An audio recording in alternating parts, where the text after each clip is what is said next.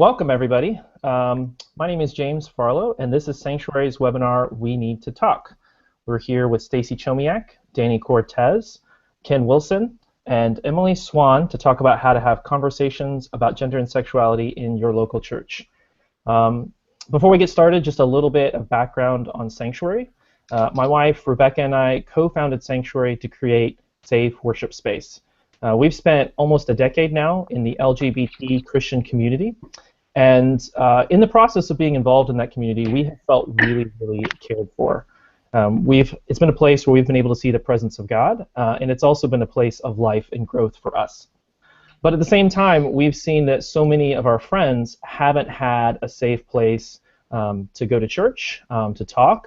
And of course, for churches themselves, it's often not safe. Pastors and leaders have a hard time figuring out how to have this conversation. So we really believe there's a deep need for a safe place where people can ask questions, talk to each other, and worship together. So that's just a little picture of what we are and what we're trying to do. We do this through having conversations, worshiping together, and listening to stories. Today we're having a conversation with these fine folks right here. And in just a second, they're going to tell you a little bit more about yourselves. One announcement that I have is that next week we're going to be doing some community groups that are online that you can log into. You can see other people from a distance, but it's going to be for pastors, and it's going to be led by Danny and Ken. And they're doing that so that you can have a safe private space to kind of talk about your concerns and questions, whether you come from a traditional or progressive perspective, and figuring out how do we become a more welcoming community, or what does it look like, how do I get to know the LGBT community, questions like that. That's going to start next week on Tuesday at the same time. And if you want to know more, you can, if you already know Ken or Danny, you can contact them, or you can go to our website, www.sanctuaryforall.org. It's there on the side, and you can send us a message and say, I'm a pastor, this is my name, this is my church. That information is confidential, and when you send us a message, we'll get back to you and let you know how you can sign up. So that's that quick announcement. But now we're going to go ahead and get started, and these folks are going to tell you a little bit about themselves, and we're going to start with Danny. Hi, my name is Danny Cortez. I'm the pastor or co-pastor of New Heart Community Church over in Southern California. And our church was planted back in 1997 as a Southern Baptist church plant. I was ordained in the Southern Baptist Convention.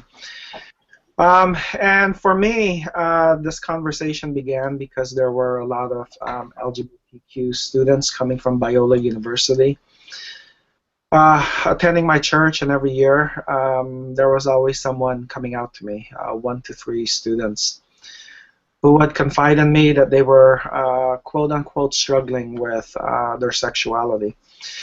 And so as a church, as a traditional Southern Baptist church, we gave the common script of, God can change you, we'll help you through reparative therapy, we'll get you some counseling. But I think it was almost 8 years ago now where I got into a deeper conversation with one of the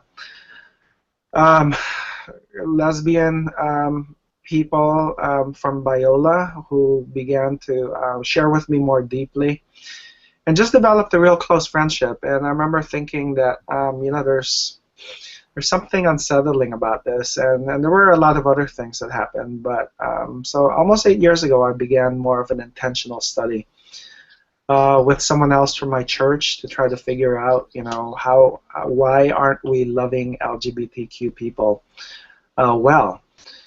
And so I think for me, when I started this journey, it wasn't to change my mind necessarily, but how we as a church congregation could be more loving and accepting of people where they weren't, where we weren't driving them away from church or causing them psychological damage. But what happened was almost 2 years ago now, or about 2 years ago, ended up that I had a theological shift on this. And so I, on a personal level, believe that God can blame same-sex unions. And so when I brought that up to the elders of the church, there were 3 other elders, including myself, so four 4 men. And when I brought it up to the church, it was clear that the 3 other elders, were pretty upset about it. They felt like it was a betrayal. And so that, for us, began this about a 5-month process as a church of trying to discern what God would have us be as a church. And so, yeah, it ended up, and so as I'm part of this discussion, I want you to know that I don't feel like I'm expert at all.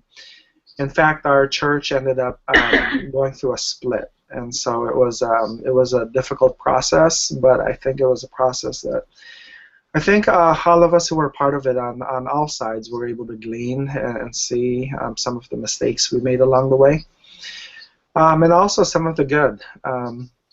But hopefully, my voice and other voices can help other churches, navigate through this discussion. And so, look forward to the questions that might be presented today. Thanks, Danny. I think we're going to go to Emily now, and she's going to tell us a little bit about her story. Hi there, I'm Emily Swan. I'm the co-pastor of Blue Ocean Faith, Ann Arbor. I'm co-pastor with Ken Wilson, who's also on this call. And gosh, I grew up in a much more conservative church. I grew up in one of the more conservative elements of the Vineyard movement as a kid, and just didn't really entertain the idea that I was gay. I'm a partnered lesbian woman, married to my wife Rachel now for a couple of months. And I think I went through probably most of my 20s just sort of in denial about my own sexuality because I knew what that would cost me. I was, at the time in my late 20s, I was kind of a pastor in training and then later a missionary and a pastor on staff at a Vineyard church. But about the time I I was in my early 30s, probably 31, I just really had to stop and sort of take account of my life and of what was actually going on with me, and just came to this realization that, like, no, I'm gay, and I have to figure out how this intersects with my vocation, with my calling, with my family, with all of those things. At the time I was on the mission field, I knew that wasn't going to be a popular thing to say to my supporters, and I was trying to figure out, like most people who grow up in a more conservative part of the church, I had to spend some time considering the biblical texts and seeing what I thought about those things. At the time I was studying through Fuller Seminary, doing sort of their international distance learning for missionaries, and so I spent my ethics class that I took with Glenn Stassen sort of writing a paper, figuring that out, and realized that I didn't actually have any theological objections and probably really hadn't had any objections in terms of my sort of gut instinct for how I pastored people before I had them for myself because I didn't know what that would mean. So I was still, as my wife says, hoping for bi, because that would make my life a lot easier. So I came back to the States, and I was pastoring on staff with Ken and another pastor, 2 other pastors, and dating men and hoping that would work, and it was not working for me. And I finally kind of came to a low point where I realized, okay, Lord, I decided not to date for a while for the sake of our church, because Ken was working on his book, A Letter to My Congregation. We thought we were moving our church toward a place of inclusion and acceptance, to where a church I had been part of for 15 years and kind of came into maturation as a leader in would be able to accept me. And I wasn't sure, though, where we were at, so I reached this low point, and I just started talking to God about that and told him, I don't know what this is going to mean for my job or for the church or for whatever, but I'm lonely and I need a partner in this life. At the time, I think I was 35, 36.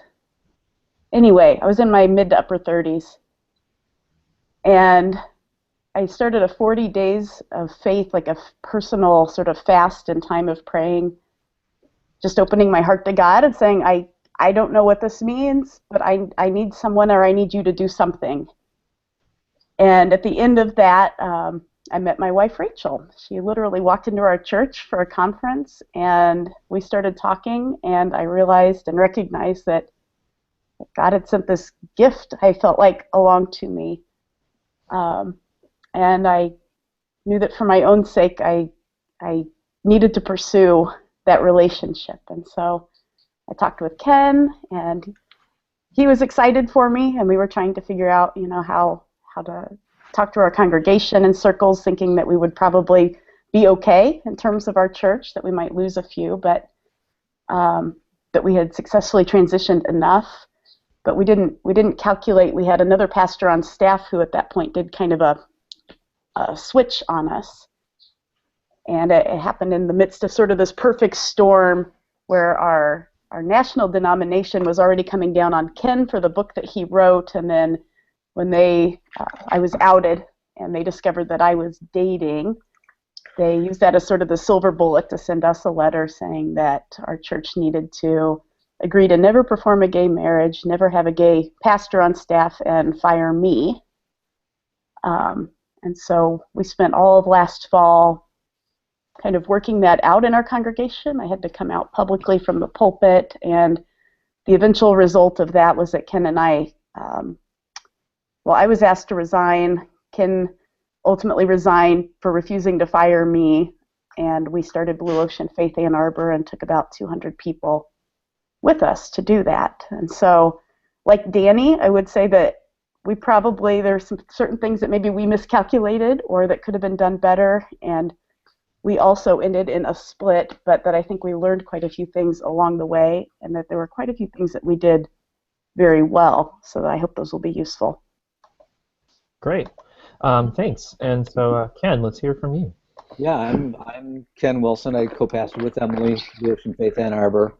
I'm 63. I came to faith in the Jesus movement in 1971 after being an atheist for a period of time, it was the part of the Jesus movement that before the religious right had kicked in. So I didn't have any strong opinions on homosexuality or all the big hot button issues that are so prominent today. As part of my early Jesus connection, was involved in the charismatic renewal in the 1970s, and our church came out of that movement.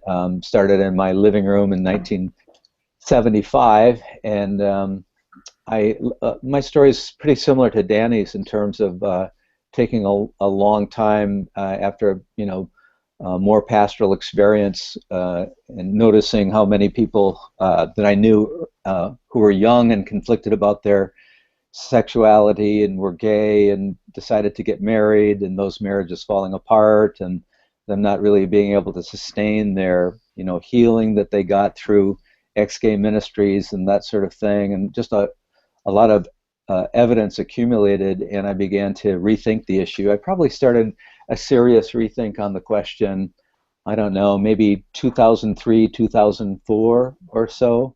And, at that time, and still to this day, there really aren't safe places for pastors to have conversations. I can remember talking to our church joined the Vineyard in 1993, and I became a national leader in Vineyard. I was on the national board for 7 years of Vineyard USA, and I was a regional overseer of about 115 Vineyard churches in the Great Lakes region during that time. And so I had a lot of colleagues, and I knew a lot of people in the broader evangelical world. I was involved in some of the environmental evangelical issues and met a lot of the more significant evangelical leaders.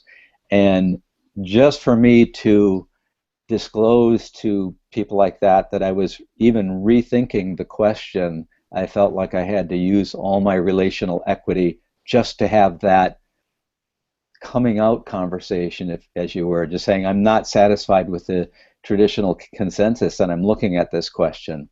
I remember thinking, gosh, this is like the mother of all controversies in the church right now, and I'm having to rethink it, and I don't have any group learning curve. I don't have colleagues that I can speak candidly with about this. I could talk with my wife, I could talk with the pastors on our staff, but it was the fear surrounding the mere process of beginning to ask questions is quite considerable for anyone in the evangelical orbit. So that was I'm sure Danny can relate to that experience. So I eventually came clear on the issue, clear enough to say that I didn't think that the handful of biblical texts that were prohibiting same-gender sexual activity, I thought they were addressing other issues than the kind of couples that we were seeing in our church. Lesbian couple who adopted,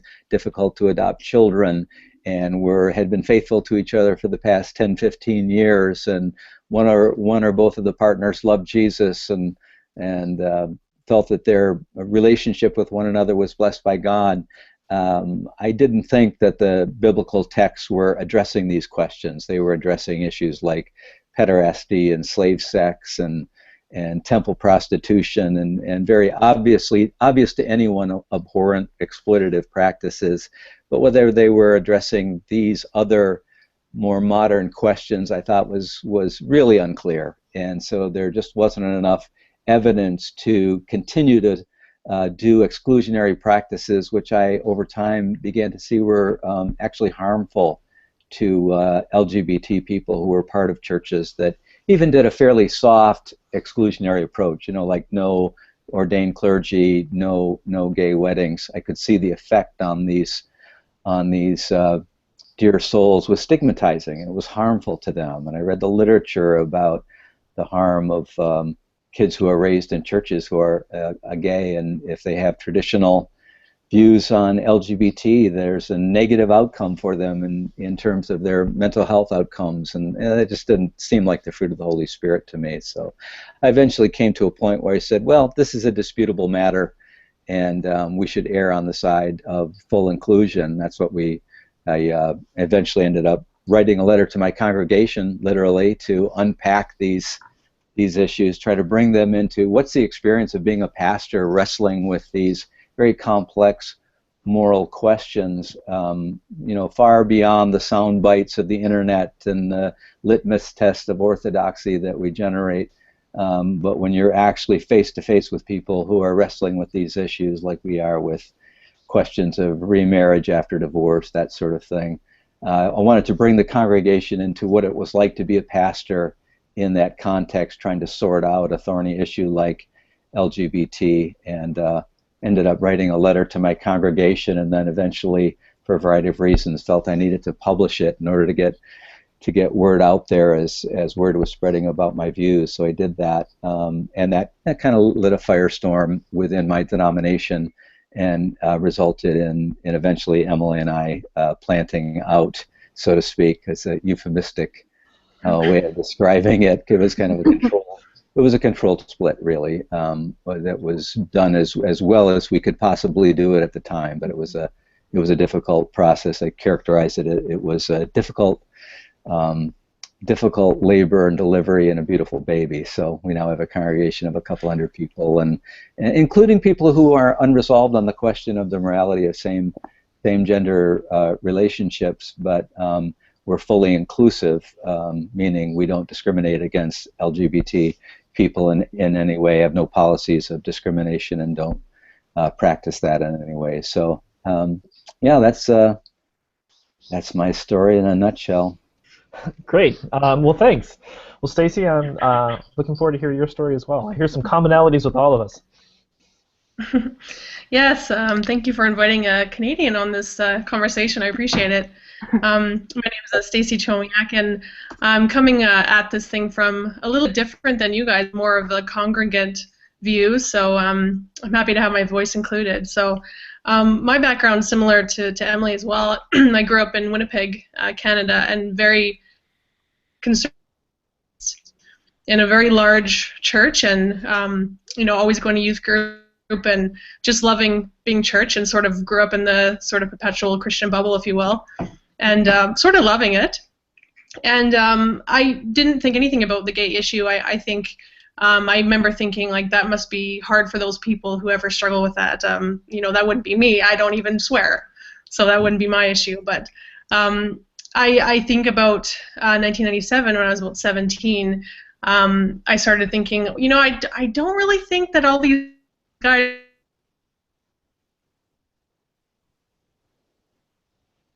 I'd never really been allowed to ask questions. Again, growing up in the church, you get the sense that being gay is sort of the worst on the hierarchy of sins, but you don't really ever have the allowance to talk about it. So I just continued on with my life and my journey of eventually marrying a music leader, of course, some good-looking guy, and found myself in a relationship with a woman, a close friend, around 18, and that really, really threw me off, because I didn't track on the so to speak, and that didn't really work. A few years passed, and I felt that, okay, this is going to be an issue. I'm going to have to be celibate. This is going to be my journey. And around 2003, I met Tammy, who's now my wife, and we began because, maybe I can do this, no I can't, maybe I can do this, no I can't.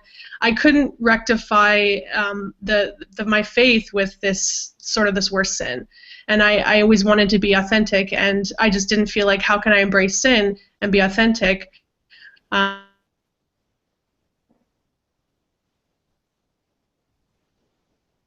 to turn 30, and similar to Emily, I felt like I need to have some alone time with God, and so I took a week on my own and just sort of journaled and prayed, and I just felt, either this is the time when I feel like I'm going to have to be honest with everybody, because I wasn't really out at all, and say that this is who I am, or I'm going to be in a relationship with Tam forever, or I'm going to be celibate and we'll break up.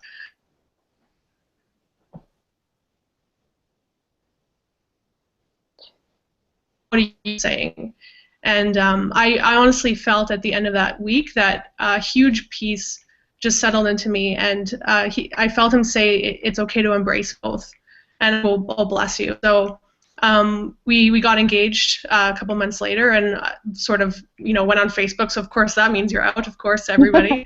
So we in 2010, which is the year we got engaged, we decided to move our lives to Vancouver, Canada, for my career.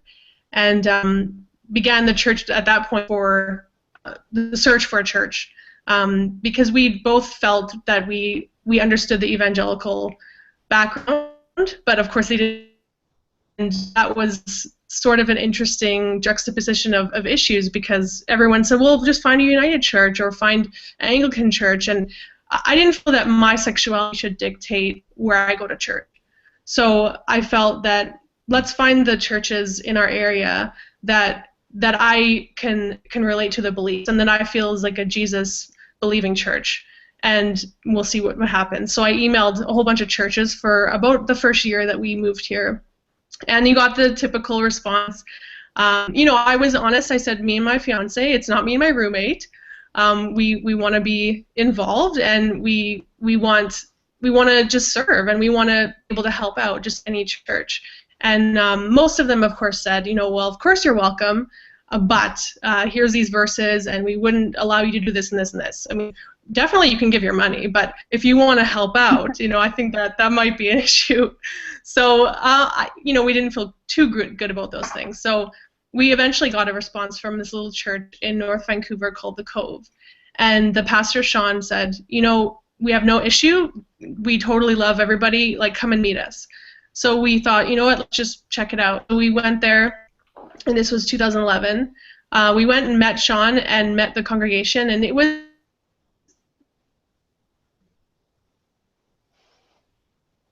times and stays. So I think within a week we were in a small group. I was starting to help with worship. We even helped with Sunday school. It was literally a non-issue. So we just continued on in the congregation for about a year and a half, and we got more and more involved and just loved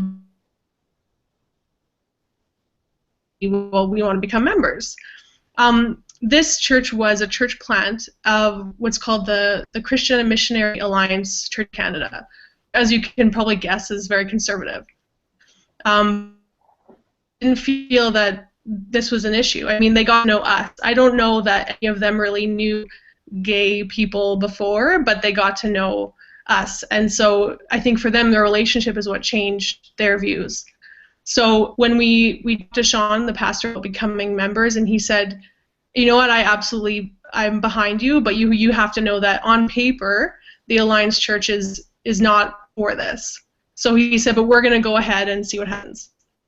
So we thought, well, that's amazing. We thought you were going to say, well, we can't. So, of course, the larger Alliance Church got wind of it, and they sent some people from the head office to come and check out our church, and had some interviewing of the congregation and said, what's happening, what's going on here, and found out that, oh, there's a gay couple. There was at this time a couple more gay couples, but we were the only ones wanting to become members. So they then saw this and sent a formal letter to our pastor and the board and said, you know, we love what you're doing, but we can't be allowing of you to make them members. And actually a really beautiful thing happened, and what happened is that our church said, well,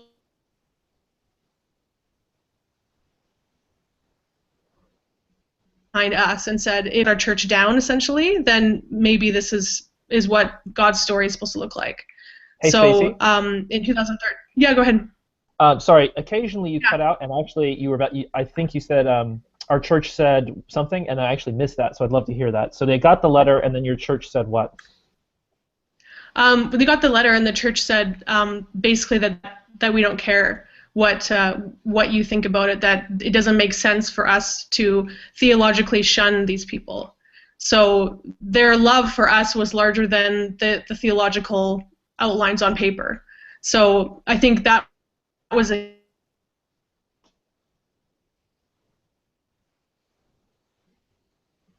with, you know, what's on paper, and they sort of, people get hurt. And so this was an example for us of the church standing up and saying, we actually love you more than we love the theology, and we're not sure how that works, but we're going to see what happens. So essentially, Cove did have to shut down April 2013 because they stood up for us.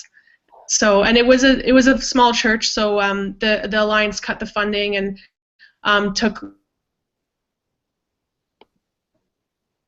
to continue, but it was a very beautiful experience, because it was just understanding that sort of love that people have, that go what's supposed to look like, especially for the church. So I'm just really grateful to have been a part of that. Thanks. I know the first time I heard your story, it was really powerful for me too. I think we caught most of your story. There was a couple times where we had just a little bit of delay. I think the U.S.-Canada border is putting something in to block a little bit of the transmission. But thank you so much for sharing. For all those who are watching right now, and I see there's a number of people online, if you have any questions for these folks, there's an app. You should see something that says Q&A. Or place for questions. Please go ahead and ask questions, and they will appear to me. And I have some pre-submitted questions from other people as well. But if you have any questions that are coming up live as you're hearing these folks chat, please feel free to ask them. You can do it there, or you can tweet to us at our Twitter feed, Sanctuary for All, and we'll take those questions. But I have a couple that I wanted to start with, and a pastor asked me. One of the key questions he had was, what were the issues and struggles this transition raised that you did not expect? So anybody for that one? Well, I could say, I mean, there were a lot of struggles that I did expect, primarily financial struggles, knowing that people who are more conservative on this question are often very generous supporters of the church. And that people leave over this question because it's become kind of a litmus test of biblical orthodoxy. So those things. The thing that surprised me the most was that we had a lot of people who were, because we had been doing a change process on this over some period of time. I I'd released my letter to anyone who wanted to read it. We were interacting with people, meeting with leaders to discuss it, all that sort of thing. And so we had a lot of input from people who were saying they were very supportive of us and very, like allies to this cause even, who, when push came to shove, when people they cared about in the church left the church over this question, they became like deeply offended. Or if they had family members who would be upset that they went to a church with a gay pastor, or if they went to a church that was fully inclusive of LGBTQ people, that they would lose standing in their family relationships. Those allies on paper quickly evaporated. And what really mattered was not so much what they thought about the issue or their stand on the question or how they read the Bible, but if they had to pay a social cost within their social matrix, most people, many people were unwilling to do that. And that was surprising and somewhat disappointing as well. Yeah, and the people who were able to do it, we found the people who came with us in our congregation and were supportive, many of them, it felt like, had their own stories of exclusion, and it was like they could relate to that being the outsider, whether it was they'd had a stutter as a kid or they had mental illness or whatever it was, that they had felt stigmatized at some time in their life. And it was like the compassion and the empathy that they had was what was superseding everything else. Yeah, I hear that common thread. In fact, both in what you're talking about in terms of theology and Danny, and talking to talking to the LGBT people you met before you changed, was how much the theology kind of broke down in that personal relationships, and I hear that almost the same in what you're saying, what you guys are saying now, is that there was a theology even to affirm, but then the social cost was what changed and flexed that. I think for our church, one of the surprising things was that the people I thought would become a third-way church and understand the importance of inclusion ended up leaving. And the people that I thought would leave ended up staying. And so kind of interesting. And I mean, this is not clear across the board, but there were a lot of surprises that way. Mm-hmm. So I think just because you think somebody will be hardline doesn't always mean they're going to be hardline. Yeah. There were quite a few surprises on both ways. But along with that, I mean, there were, within our congregation, families were split in half. The husband and the wife were in different ends of the spectrum. And so for us, it became more important that there had to be a third way, because even within families, what are families going to do? Go to two different churches? And so, for us, we realized that beliefs are a hard thing. You can't just turn them on and off. There's this process. There's this experiential process. There's a theological, thing that you have to think through. There's relationships you have to think through. And I think what surprised us most, though, as a congregation, was how exhausted everyone was. I mean, this was 5 months of continual conversation, and I remember as a church we were just wiped out. And so it made me realize, we only experienced this for 5 months. I can't even imagine people who are actually LGBTQ who've had to have these conversations their whole life. And so, yeah, I think, there were a lot of things that I didn't expect, and those two definitely are highlights of it. Well, another question kind of piggyback on that is, what kind of biblical or theological education did you do with your congregation prior to taking this step, or did you not?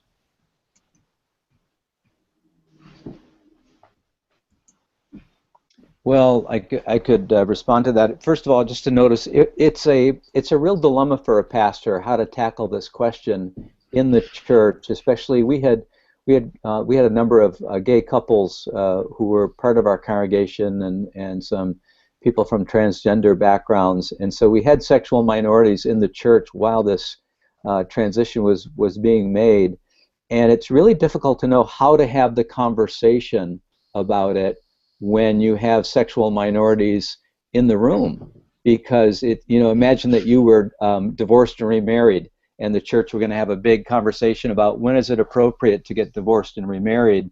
The people who are divorced who are in the room feel stigmatized by being part of this, like it's like the most intimate part of their personal being is under a kind of communal microscope. And so I think knowing how to navigate that when there are LGBTQ participants in the room is really hard. And on the other hand, for a bunch of straight people to have the conversation without the voice of gay people is also kind of odd. So it's a real dilemma. And I don't think there's any like right way to skin that cat. I think but it is a real dilemma, and you have to be aware of the impact of having the conversation on different groups of people. The one thing that we tried to focus on was stepping back from the gay text per se and having a conversation about what is it important for us to agree about as a congregation in order to have unity, and what can we afford to disagree about. And so we did a lot of teaching on Romans 14 and 15, which is one of the key texts for Third Way, and just saying, in the early church they had big disputes about big moral issues, like whether eating meat sacrificed to idols is okay, or whether Sabbath observance, which is rooted in the Ten Commandments, is binding on all Christians. And they found a way to label these as disputable matters, and in dealing with disputable matters allow for differences in conscience, but erring on the side of full acceptance and inclusion. So we tried to lay that as a groundwork for dealing not only with this question, but with all the controversial issues that are affecting the church and have over the years. I'll add to that, since I was part of that process as well, and that we laid a lot of groundwork in sermons, that's for sure, but we also read, as a staff, we read several theology books, we read different texts together, and then we actually asked our leaders, and there were 65 to 70 leaders, to read Love as an Orientation, and then when it came out, I think we suggested they read Torn as well by Justin Lee. Those were some of the earlier texts that were more accessible for sort of lay theologians. And so those were books that we had conversations about. In fact, we were having conversations individually with all of our leaders, all 70 of them, and trying to keep track of, how those conversations were going and that sort of thing. So I guess we were reading different stories that were trying to lay the groundwork, and then eventually Ken wrote his letter to the congregation, and that was something that we were using as well. Yep. And Danny, you mentioned, I remember you mentioned this earlier, the key of having LGBT people a part of the congregation. I wonder how, especially for somebody who's coming from a traditional background, do you have any recommendations or thoughts or things that you noticed in your church? So one of the questions that I'm faced with a lot is, Danny, what book did you read? What book would you recommend? And there are a lot of great books out there, but one thing I usually tell people is that if you think this is just a book that you can read to gain understanding, then I think that's where the problem is. Yeah. And so I know that in our church, we tried to deal with the text that dealt with homosexuality and Romans 1 and all of that. But for me, it was more important that you got to know people. And so for me, that was my journey, was getting to know not only gay people within the church, and for me it was, the people that, a lot of Christians will say, I know a gay person, and usually it's that someone that's struggling in the church with their sexuality. What I was trying to tell the church is, don't just get to know gay people who might agree with your theology and who are trying to live the celibate life, but get to know people outside of the church who maybe left the church, who have been harmed by the church. And so what I've tried to do and what I continue to try to do is elevate the voice of the LGBT person, because it's there that we nuance the conversation more, and we can look at the text not only purely as a theologian, but as a person or as a pastor. And so, yeah, as churches try to navigate through this discussion, of course, it's important to look at the biblical text. I mean, that's what we're about. But it's also very important to hear the voices of LGBT people on all sides of the spectrum, and it's there that you begin to see the ramifications of traditional teaching and how a lot of people have been harmed by it. Mm-hmm. Or the traditional application of the teaching, I should say. And for you, Stacey, did you encounter that along the way? Yeah, I was saying, just that when we joined COVID, we didn't make sure that, okay, first before we go here, are you fully affirming? Because I don't think that's not necessarily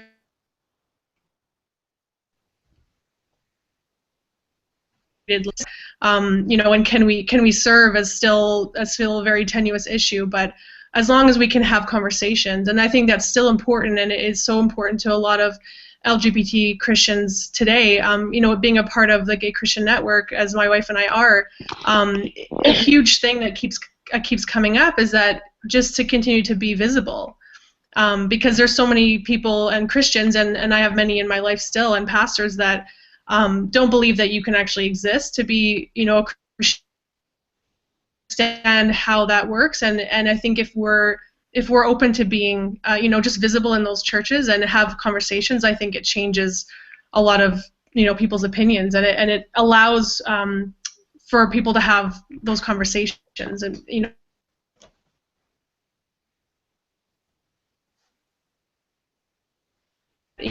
if this issue had come up and we hadn't entered,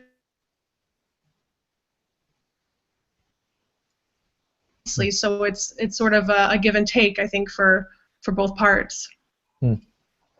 Well, then how would a church from a traditional background, would you have any specific recommendations? Because obviously there's a big difference in theology there. How would they, as a part of this process, include somebody from the LGBT side, and as a pastor thinking in an official way or in a procedural way? Do you have any specific recommendations about how to do that?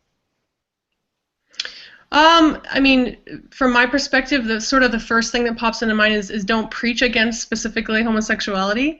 That's as been brought up before, it's really uncomfortable, and like you said, I don't think any pastors these days preach against divorce. I think that's just doesn't happen, and I think if people knew what it felt like to attend a church and wonder, is this the week that I'm going to be? It doesn't make you want to continue to go back. So I think just, like I said, not necessarily being 100% affirming, it's not a requirement, but like things like these, like let's talk about this, let's meet over coffee, like let's maybe start what's called a generous spaciousness small group. Sort of meet up and we can discuss what does this look like. I think those are some practical ways that churches can begin this conversation, and especially in a traditional setting. My gut instinct is that it would take LGBTQ people who are pretty, I guess, strong or secure in who they are to be able to have those conversations.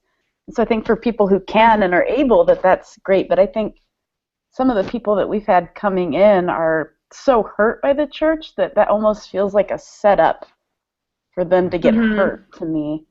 So I don't know. I think one of the things that I have felt the most fire in me about is just encouraging pastors from traditional backgrounds to be really honest about where their church is at with their gay congregants. So to be able to say, we welcome you into our church in the sense that you can come and worship with us, but we don't allow members, or we do allow membership. We wouldn't allow you to lead. and just be very clear with that up front, because I think a lot of churches right now are sort of obfuscating that and making it sound like we welcome, and then gay people don't find out until they want to lead a small group or they want to teach Sunday school that they're actually not fully welcome. And so that way people can sort of sort out for themselves whether or not that's the conversation they want to be in and feel like they can be in, or whether they feel like that's maybe not a space that's safe for them. Yeah, absolutely. Yeah. I found that as a pastor, I think there's a burden on the leaders of the church to begin the process of having conversation with LGBTQ people, and I found that it was easy to find people to talk to if I wanted to at that stage, if I approached it with humility and said, I come from a traditional background, but I don't actually know that many gay people. And could we have coffee and just talk? And I'd like to hear your story. I'd like to hear your perspective. And I found people who were quite honored to be able to have that conversation, but because their belonging to the group wasn't threatened by virtue of how I decided on the issue, there wasn't as much at stake for them personally, and they weren't as at risk in the conversation. So I think leaders can, but they'll often have to go outside the church in order to do that, either by meeting people in open and affirming churches or friends or whatever, and just approaching them with humility. It sounds like not having an agenda is important in that. Right, and listening, and because that's the missing ingredient for most evangelical pastors, is that we have the traditional consensus down, and there's a gazillion books that will advocate it and argue for it, but what we don't have is what Danny's talking about, is that we don't have the first-hand experience from people up close and personal who've experienced the harmful effects of those policies. Yeah, and I actually think, when I have these conversations with conservative or traditional pastors who one of their pushback would be, well, aren't we supposed to listen to the Bible first? We might get swayed by these stories, and it'll lead to emotionalism, and we won't be able to follow Scripture because we'll be blinded by these relationships. And honestly, I think when Jesus came as the incarnate Word of God, there were a lot of traditional beliefs going on. There were a lot of traditional teachings about purity laws, about Sabbath. And back then it seemed pretty clear that this is how to obey the Sabbath. But I think what Jesus did brilliantly was the way he discipled his disciples was that he showed them the ramifications of what the traditional teaching looks like, that it's actually causing a lot of harm. And so for Jesus, it wasn't just about quoting the Sabbath scriptures, because everyone was quoting the Sabbath scriptures. But Jesus was showing that, sometimes our traditional interpretation is actually not the correct interpretation. It might sound good on paper, but until you see that people who are starving and people who are injured are being prevented from becoming whole, then you have to take a step back. And that's why it's so important, as we're talking about having conversations with and elevating the voice of LGBT people. It's not that we're trying to go against Scripture, but I think Jesus is an example of how he taught was to understand Scripture in the context of relationship. And that's why Romans talks about love does no harm. And I think that's something that we always have to ask ourselves, is with any teaching of Scripture, is it causing harm? And that's why it's so important to invite people who are actually being affected by our teachings, by our application, and to listen to these people, because if we don't listen, we could be just like the first century religious leaders that were just blindly trying to observe traditional teachings and not realizing that they were just so far from the kingdom. And God will send people to you, if you're a pastor or leader with an open mind on this, or open heart. Mm-hmm. You know, God sent Cornelius to Peter. Mm-hmm. He didn't like get Peter all squared away apart from actually interacting with a real Gentile on the question of the inclusion of Gentiles. And you know, Peter and Paul were engaged in conversations. They knew Gentiles, and that was part of their discernment process. And Peter didn't have the wherewithal to go asking to meet with a Gentile. God sent him one. So you know, for many pastors and leaders, he's in the process of sending you Cornelius is. He sent, you know, Stacey and her partner to the Grove Church, and you know, they weren't seeking her out, but God sent her, and that's part of the process. Yeah. Following up on that, you guys have mentioned third way several times, and I'd love for anybody in this conversation to describe what that means, because I think you guys all have in mind a very specific application of that term. Ken, it's your baby. Well, I don't know about that, but third way is essentially a way of saying when we're dealing with controversies of this sort, we have some guidance in Scripture. And it's rooted in Romans chapter 14 and 15, where Paul introduces the concept of disputable matters.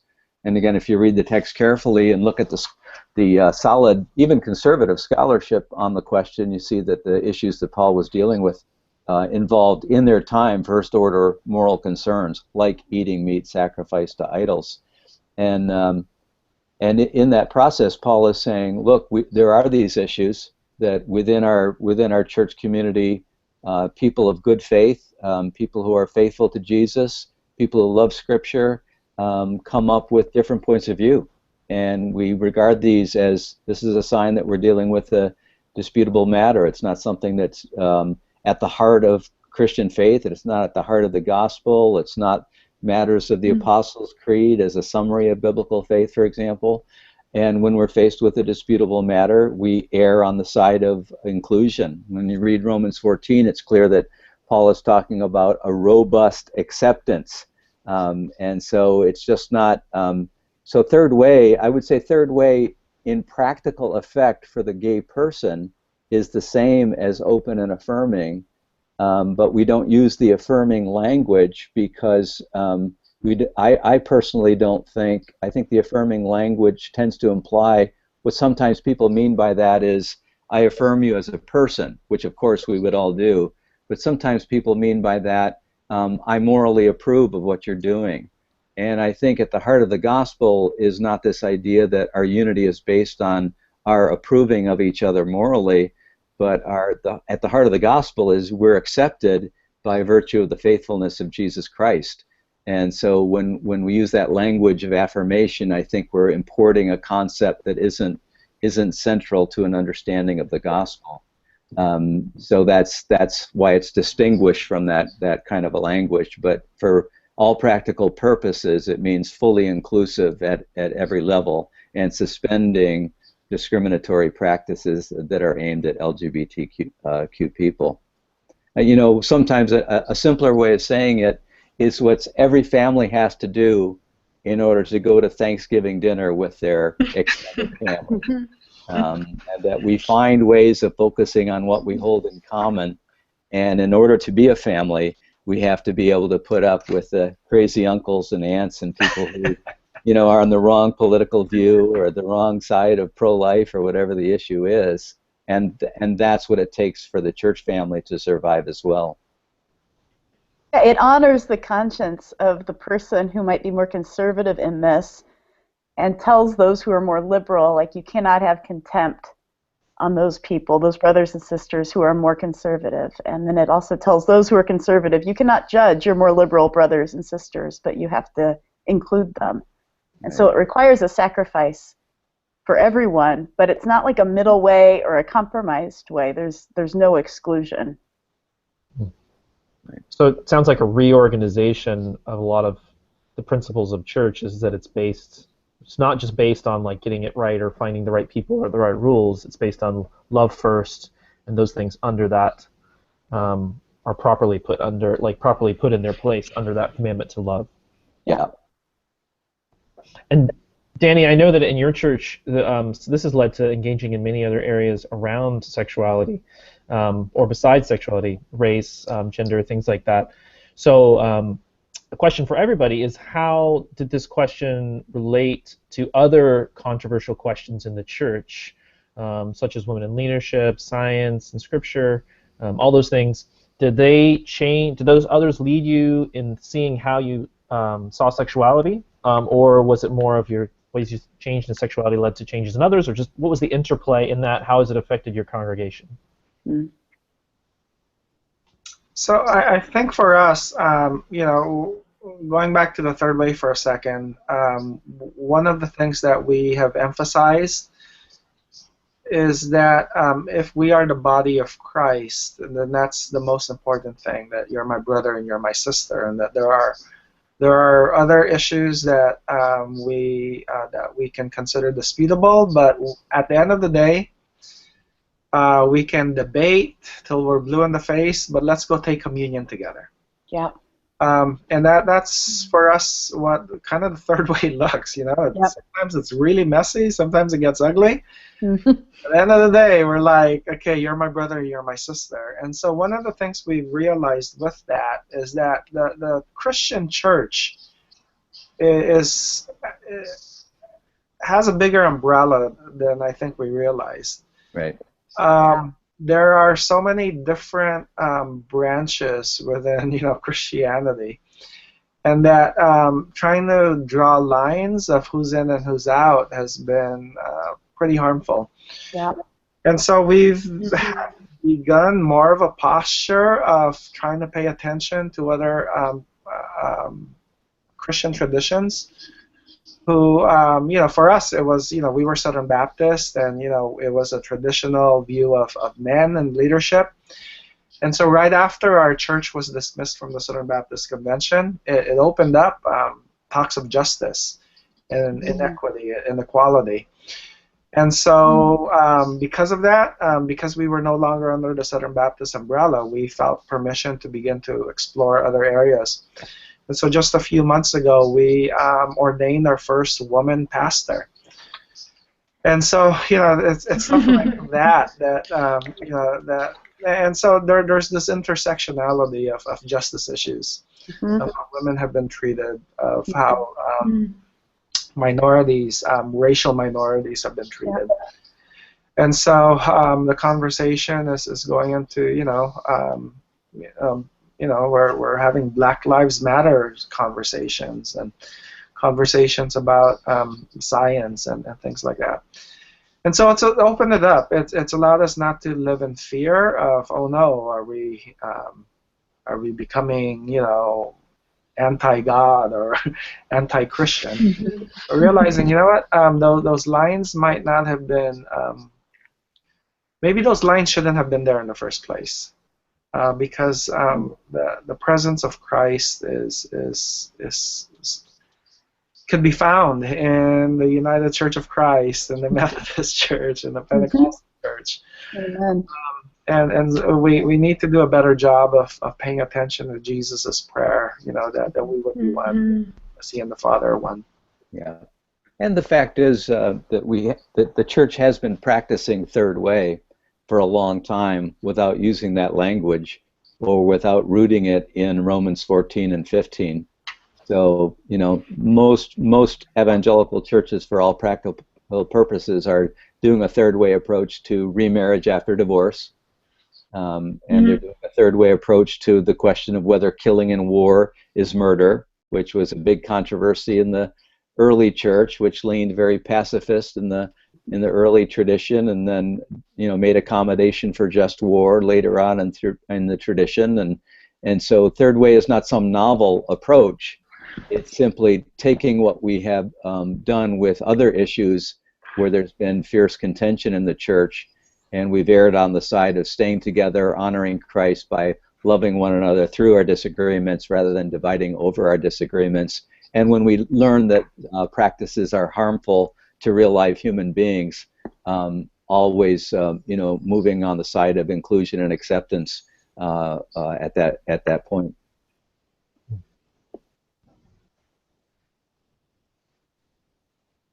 I have a question for Emily and Stacey from a traditional pastor, and he says, For pastors who hold a traditional understanding on marriage and sexuality, is there any hope for genuine tolerance for that understanding from the LGBT Christian community, or are we at a practical impasse?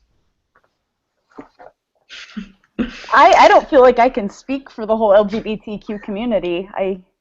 Yeah. Stacey? Yeah. Oh, I don't know that I can either, but I think my comment to that would be, we don't have to all agree.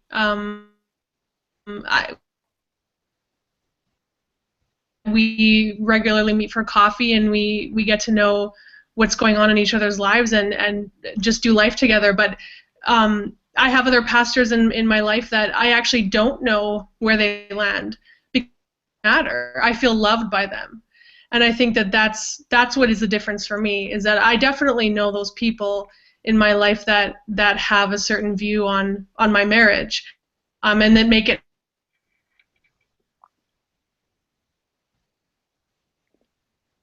be the first step that I would feel that would engage in conversation, is that I don't really care. I'm not trying to convince people of that my way is the best way. I don't think that at all. I think that there's room for all of these things to be okay under God's umbrella, and that if we can put love first and live that out in practical ways, then that's the first step. And I speaking as an LGBT Christian, I'm always open to learning and being challenged by God. Maybe He'll say down the road that today I feel peace about. So, but I love having conversations and engaging in multiple views. But like we've said before, it's not a salvation issue, and I think that that's what's important as well. And I think it depends on what this pastor means by at an impasse. Yeah, I think I'm not really sure what that means. Like, if I attended that pastor's church and told him that I thought his marriage to his wife was not God ordained and I thought he should step down from pastoring, he probably wouldn't want to have me over for dinner. Exactly. And his wife probably wouldn't want me over for dinner, so we're probably not going to have like an intimate friendship because it's not a safe place for me to be vulnerable, right? Or for him to be. It's so. Yeah, you're probably not going to have really close friends if you're sitting in judgment on them. But can you have two people who just completely disagree, who can acknowledge each other as brothers and sisters in Christ? Yeah, you can have that. So what does that look like in the churches that you've been, and for all of you, where I think there have been, from hearing your stories, there have been folks both in the churches you were in and in the current context of your congregation, folks who are on the more traditional side, and how has that been as far as having those two different openly, so it's not just like we're affirming that there's kind of people we talk about, it's not we're traditional and there's people to talk about, but we're in this third way space and we're trying to make space for each other, and there are people who are very definitely traditional and people who are very definitely affirming of LGBT marriage together, including LGBT people who are actually in married relationships. Sure. What has that been like, and how is that space negotiated? Well, I can speak to that a little bit. I would say that the people who have a more conservative view but who are committed to not excluding, which we have several in the church, that I think is fine, because I don't feel like there's like a stigma. They can acknowledge me as a pastor and they can acknowledge my marriage without feeling like they have to extend any kind of moral approval or judgment over it, but just sort of hold it loosely before God of, gosh, my conscience can't quite do this, but I'm willing to fully accept, and that feels okay to me, actually. That feels like they can live honestly without judgment. Yeah, that's fine.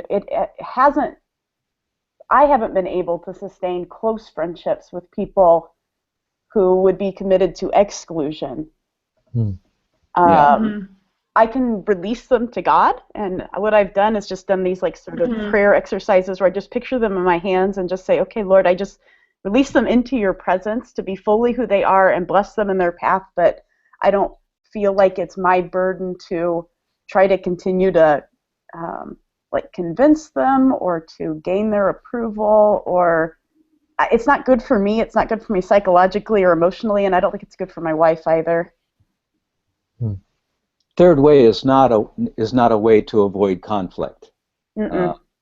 Third way is a way through the conflict Mm-hmm. And if a pastor is unwilling, or a person is unwilling to recognize that this question of is God able to bless a same-gender covenantal relationship, if the person is not willing to recognize this as a disputable matter, then it is not resolvable. And if the person insists on, Yeah. in order to be faithful to God, in order for us to have a fellowship that's united, we have to exclude gay people, or we have to stigmatize them by saying they're not worthy to be, they're not morally worthy to be pastors, or I cannot recognize, a gay relationship by blessing it in a wedding ceremony, then it is irresolvable.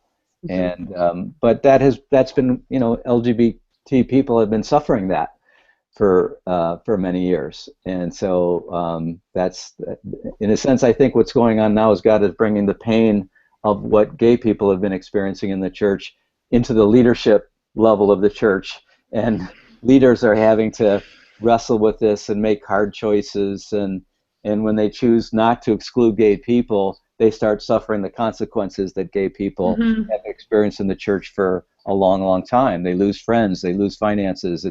Life is not as easy as it used to be, that sort of thing. So it's not a way to avoid conflict, it's a way through the conflict. Now, Danny, I know we've worked with your church, and I know at least as much as 30% of your current congregation does have a more traditional understanding, including your co-pastor. So how do you guys negotiate that?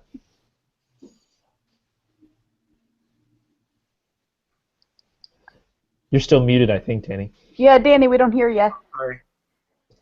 You hear me now? Yes. I have a cough, so I keep muting myself. Mhm. The big thing is we focus on Jesus. I think one of the things that most churches, like Ken mentioned earlier, churches have always been practicing third way. Even though our church, beforehand, traditional Southern Baptist, there were divorced and remarried people in church. And there were leadership that wouldn't officiate those kind of marriages. There were leaders that would. And we as conservative churches know how to navigate through the differences of, say, divorce and remarriage. We don't go to every divorced couple and say, hey, have you actually repented of your sins? Because I think you're still an adulterer. We know how to grant grace to people in those spaces, and so even a conservative traditional person, a person who holds a traditional belief, I think, in the same way you would address a divorced and remarried couple in the church. I think we know how to do it graciously. Then you do it graciously with other things. And then so the way our church looks, it's just our focus, especially on Sundays, our focus has been on worship, on edification, and learning. And so for us, the leading question is how do we love one another? And it's less about trying to police everything, and more about what does it mean to be in community and love for one another. And so sometimes we'll get into a little debate here and there. We'll have meetings outside of church. We call it Third Way Thursday, where we meet around the fire and discuss all things debatable. Everything from evolution to universalism to sexuality. And try to do it with a lot of listening, with a lot of grace. And so I think for us, I'll end with this on this question, is the posture that we're trying to model and get everyone to embrace is a posture of listening. Of knowing that we don't have all the answers. We could be wrong in our beliefs. And so it's important for us, to listen to one another. And not necessarily try to prove the other person wrong. Something that I've thought as listening to you guys is key in all of your kind of evolution was relationship and kind of this implicit idea of harm and not harm, and where is the harm occurring.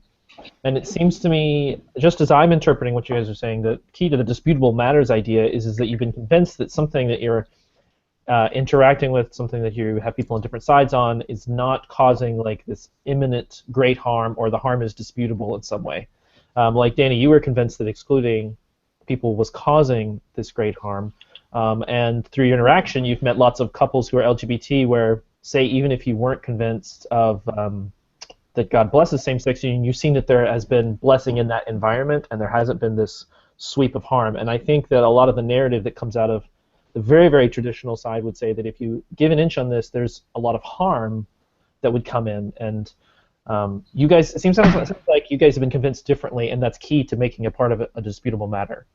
Yeah, I think that is key, and you know, I don't think it's healthy for the church to overthrow a traditional consensus that has held for centuries, unless there's really strong evidence that it's harmful. And so, and I think, you know, that's just a humble posture. It's not up to each generation to reinvent Christianity from scratch and you know, make it suit our modern sensibilities or something.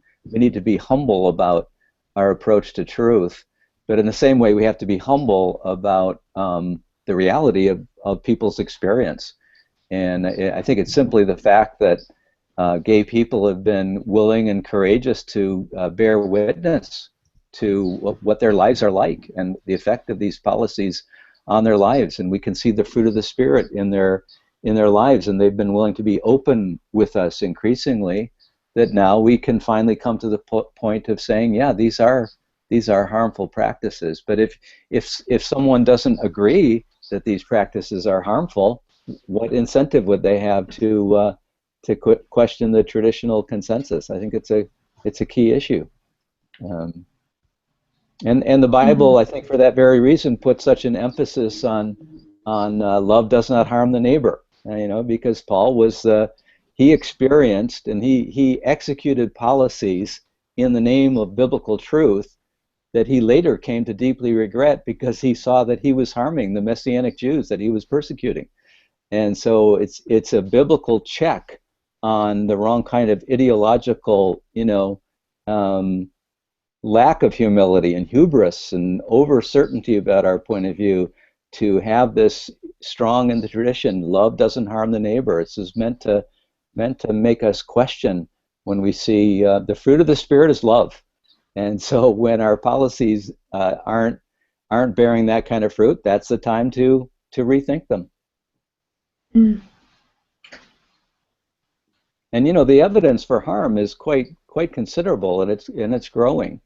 You know, many of the leaders of the ex-gay movement have been telling us that, you know, that claims of healing are grossly exaggerated, and they've been bearing witness to the kind of experience it is to try to live celibate when you don't have the gift of celibacy, or to you know, try to change something that's so integral to your being. And the social scientists are, you know, doing studies and saying if you grow up, if you're a gay kid and you grow up in a church that has traditional policies, you have negative mental health outcomes, and normally being part of a church is, if anything, it's a positive. And so this is, you know, the evidence is out there. We just have to not cherry pick whose stories we listen to. You know, as Danny said, you need to increase your sample size, you know, and talk to people who are not in the church, who've had a different experience than the 2 or 3 people you know who have same-sex attraction and are working hard to be celibate, and have been doing that for 3 years, you know.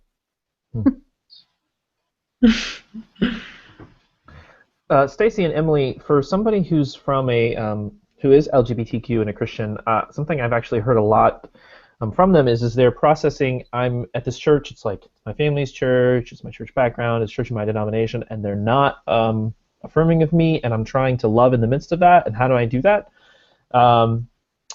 You know, when should I stay? When should I go? I know you can't, that's always a personal question, but I'm curious of some things that you guys have learned along the way that you think are really important for somebody in that position.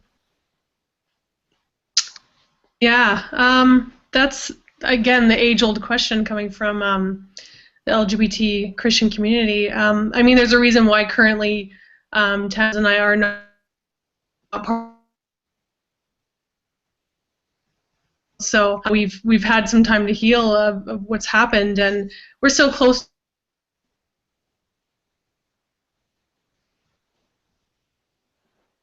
to sort of fill that conversation within each other, and just asking, what do we basically, what can we sustain, and what do we sort of say, no, we can't do this, and that is difficult. There's no getting around that. But I think like we've all been saying, is as long as there's not like, they'll stop us at the door and say, well, you're the gay people, so you sit here, and the spotlight is on you in a negative light. I think that's sort of number one. I mean, if we can, we don't have to come in and say, well, next week we want to be in the.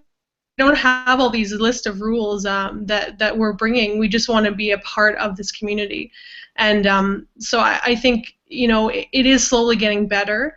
Not to say that we won't get hurt again. Not to say that LGBT Christians won't get hurt again. But I just think it's so important to not give up, because God is for all of us, and I think that if we remember that, and if we act out grace in our own lives.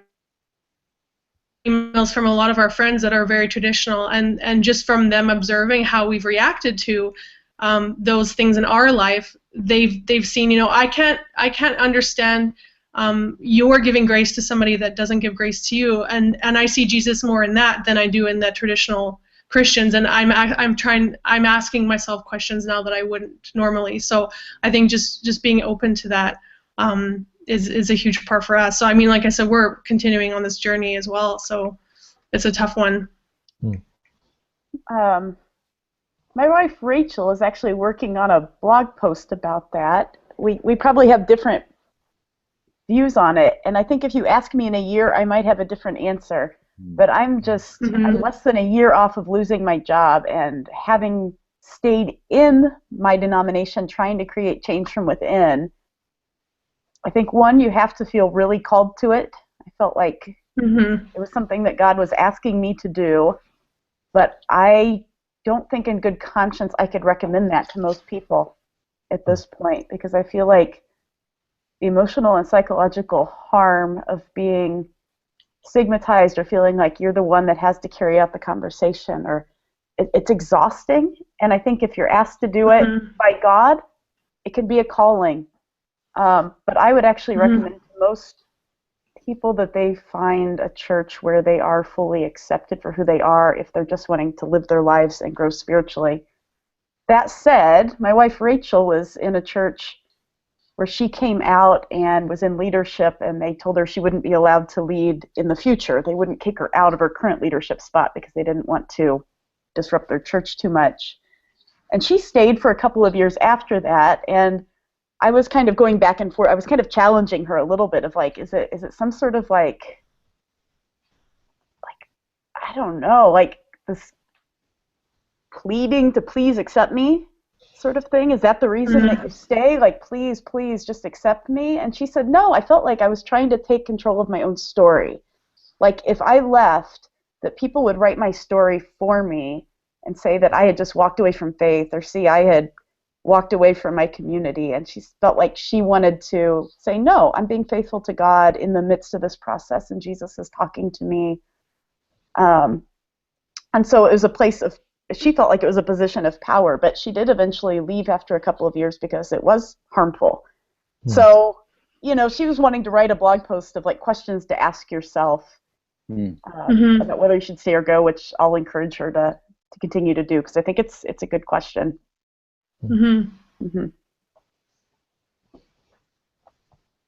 Well, I think we're coming down to our final few questions, and so one that I have gotten repeatedly that I wanted to ask you guys is, I think you've answered implicitly, but I think there's more, is why would you do this as a pastor? Because for most of as all of you guys have shared, you suffered significant loss. You lost either your congregation as well, and you had to form a new congregation. Danny, I know you lost about 30 or 40%. There is one church in Los Angeles that is a non-denominational evangelical church that used to be a Baptist church that made this transition, and they didn't lose a single member. That is the only church I've heard of that has been true. Every other church has lost at least 5 to 10%, if not 30 or 40. So why would you do this, and how has this been a positive or negative in your life? Why you would do this if you're evangelical? For an evangelical, the crack cocaine that keeps us up in the getting up in the morning is stories of people being accepted by Christ, being thrilled that they're accepted by Christ, and feeling like it totally revolutionizes their life. Yeah. And there's a whole population of people among the sexual minorities who have not experienced acceptance in the church. They haven't experienced acceptance by Christ, and when they do, it's just the most wonderful thing in the world. So I mean, I feel like I've had more of the juice of being an evangelical pastor in the past few years as I've heard these stories than I had in a lifetime before that. So it's extremely rewarding. It's like, well, this is what I signed up for. You know, I didn't sign up to be a pastor in order to have like some good helping profession kind of job. I was a registered nurse before I did this. I could make as much money and I could help lots of people as a registered nurse. I signed up as a pastor because I was following Jesus. And part of following Jesus is you have to stand with the disinherited and the oppressed. And it's a wonderful experience to actually do that. It makes faith a lot more real. It makes your relationship with Jesus a lot more real. So there's nothing but benefit for going down this path, other than a little economic insecurity and some lost friendships, lost in the Christian world. That's nothing compared to the experience that we all signed up for as evangelical pastors. Right, Danny? Amen. Yeah, I think it's true. Everything Ken said. There's the loss of friendships. There's the loss of church members. We've cut our budget almost in half, I think. It's been really hard. But at the end of the day, I look at the Spirit of Christ and His posture to the least of these. Sometimes we have to, leave the 99 to go after the one. And the way I saw it, there's so many churches for everyone to go to, but there were hardly any safe places for LGBT people. And that saddened me. And the day we restarted New Heart after the split, people found out about us, through the news, and almost immediately, we had an influx of LGBT people coming in, and half of them hadn't been to church in over 10 years. And these are people that had been looking for a safe place just to worship. And so, like Ken said, it's been so incredible. When I hear their stories of being marginalized and just oppressed and kicked out of their homes and kicked out of their schools, demonized, and then they finally find a church like ours where they can just worship and be loved and contribute. It's just the most beautiful thing. And so, yeah, first time in my life where I've felt like this is like the first century church where, people were coming in, and thinking, wow, am I really loved by God? And that's what we're witnessing, and it's just been the most incredible thing. And so, yes, there's some cost, but not nearly as great as the joy that we're seeing, and people coming to Christ, and people coming back to God, of people not throwing away their faith, and so it's just been phenomenal.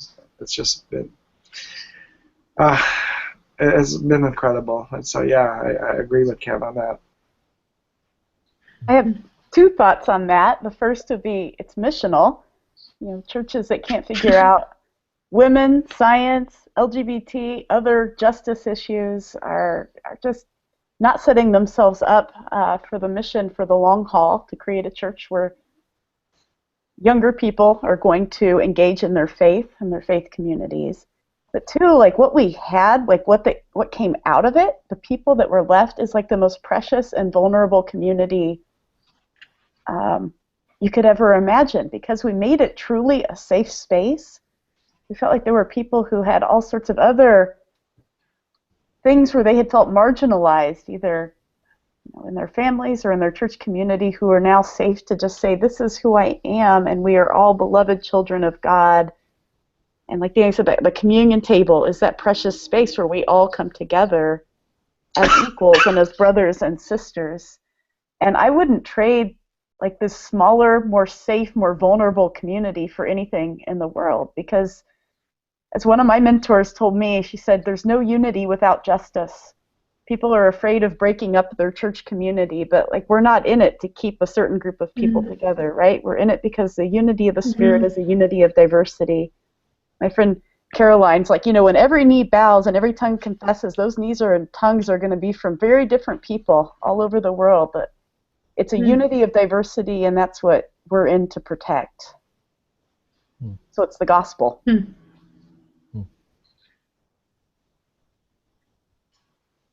I know for just for us doing Sanctuary, one of the things that we think about a lot is that Jesus calls us to lose. Jesus calls us to die, and that is something where we actually find real faith. That you know, Paul in 1 Corinthians 15, he's like, you know, if Jesus didn't really rise from the dead, then what we're doing is for nothing.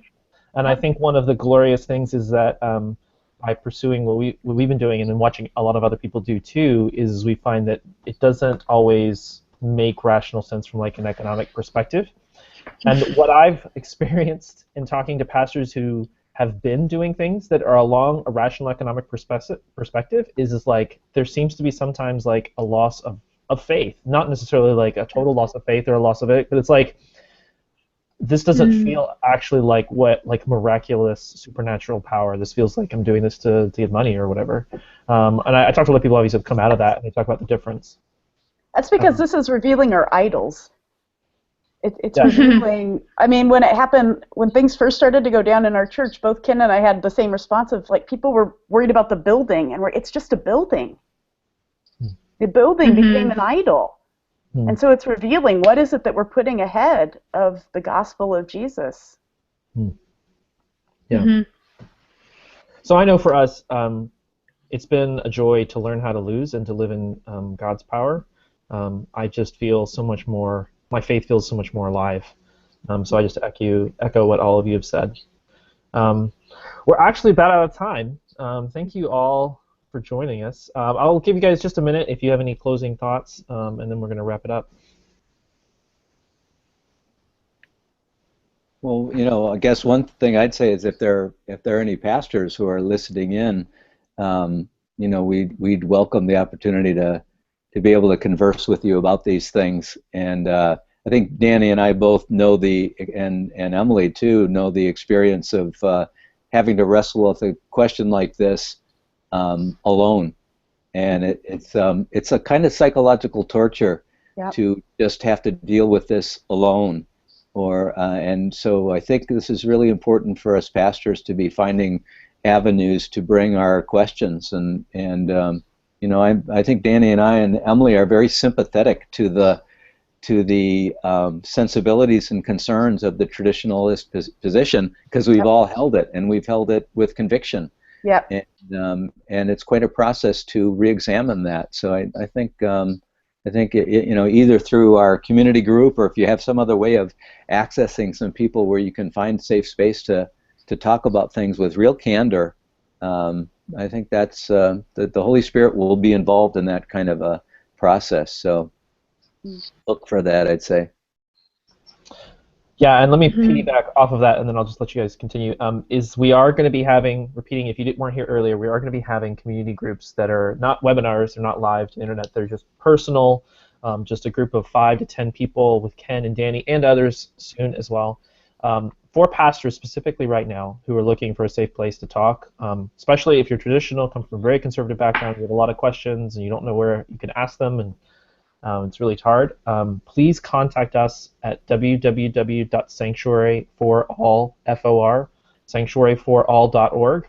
Send us a message on our Contact Us page. Tell us you're interested, and we'll let you know more. Those are going to be starting next week on Tuesday. If you're watching this sometime in the future, that's Tuesday, October the, what is Tuesday? October the 4th? Is that right? October the 4th or 5th, something like that. Tuesday in early October of 2015. First Tuesday. But there will be, those are going to continue. We're going to be expanding those. There's going to be a lot more. There's going to be groups for LGBT Christians who are looking to figure out this whole question of faith and sexuality, led by people like Stacey and Emily and others. Groups for parents will be led by parents as well. But this first ones that we're starting next week are for pastors who are looking for safe space. So please send us a message if you're interested. And those will be monthly, right, James? Say that again. Those will be monthly gatherings. Yep. Monthly right now. That's correct. Yep. So, well, thank everybody. I'll go ahead and let you go. I know you guys have your work schedules and busy days ahead of you, but this was a real pleasure and a privilege. Yes. Yeah. Thanks. Thank you. Thanks so much. Cool.